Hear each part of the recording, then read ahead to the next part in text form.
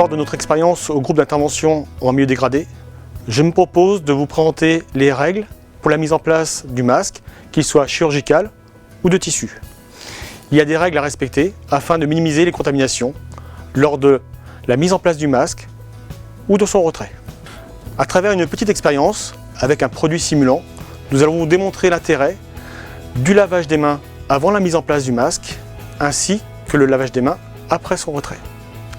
Afin de répondre à la question pourquoi se laver les mains avant la mise en place ou le retrait du masque, je vais vous faire une démonstration sur la contamination que peut générer un simulant.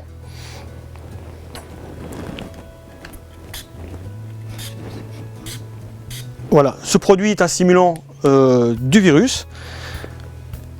Invisible à l'œil nu, on peut le révéler avec une lumière.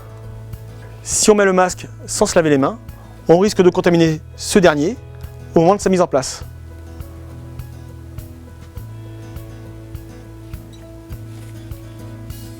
En l'absence de lavage des mains, il y a un risque potentiel de contaminer le masque par le virus. Avec le simulant, on voit bien que l'ensemble du masque présente des traces de produits simulants.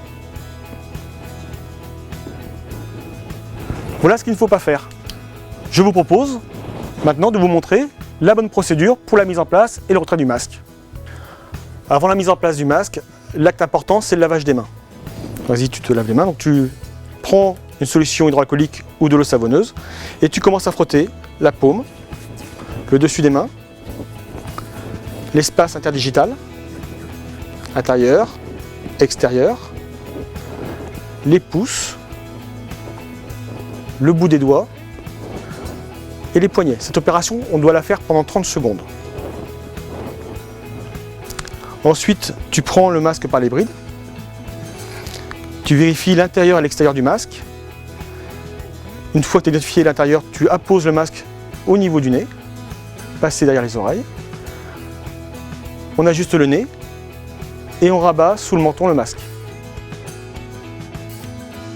Alors dans l'exemple, nous avons utilisé un masque tissu de fabrication artisanale, mais ces opérations sont valables pour le masque à port chirurgical ou le masque FFP2. Pour le retrait du masque, on va procéder à un nouveau lavage des mains afin de minimiser les contaminations. Donc le lavage est identique avant la mise en place, donc ce sera un lavage de 30 secondes où on passe les paumes, l'extérieur de la main, l'espace interdigital intérieur et extérieur, les pouces, le bout des doigts et les poignets.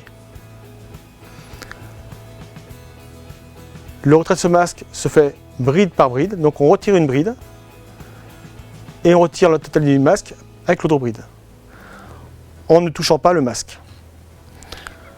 À l'issue, on peut à nouveau faire une procédure de lavage des mains de 30 secondes.